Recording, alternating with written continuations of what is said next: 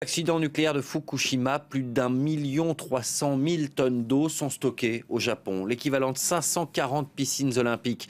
Des eaux de pluie, d'infiltration, mais aussi des eaux qui ont servi à refroidir les réacteurs endommagés.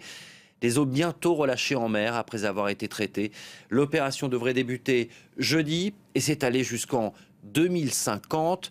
Tokyo affirme qu'elle est sans danger. La Chine en doute. Marc Pope.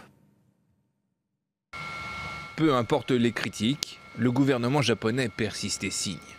Les eaux de la centrale de Fukushima seront bel et bien déversées dans l'océan Pacifique, et ce dès cette semaine. Nous allons demander à TEPCO de se préparer rapidement pour le début du rejet selon le plan approuvé par les autorités de régulation nucléaire.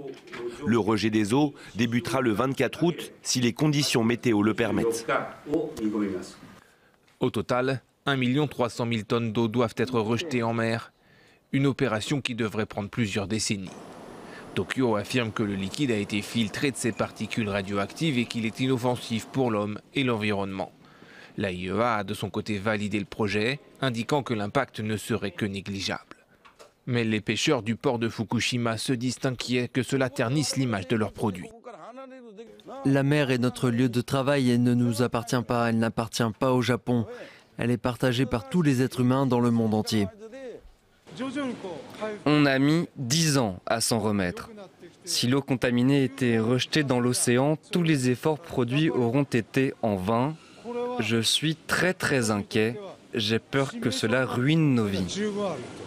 La Chine, elle a d'ores et déjà pris des mesures de restriction de ses importations. Le Japon a besoin de rejeter ses eaux pour poursuivre le nettoyage et le démantèlement de la centrale endommagée par le tsunami du 11 mars 2011. Il faudra ensuite retirer les débris radioactifs et les carburants des 3 réacteurs entrés en fusion. 2 étapes jugées très dangereuses.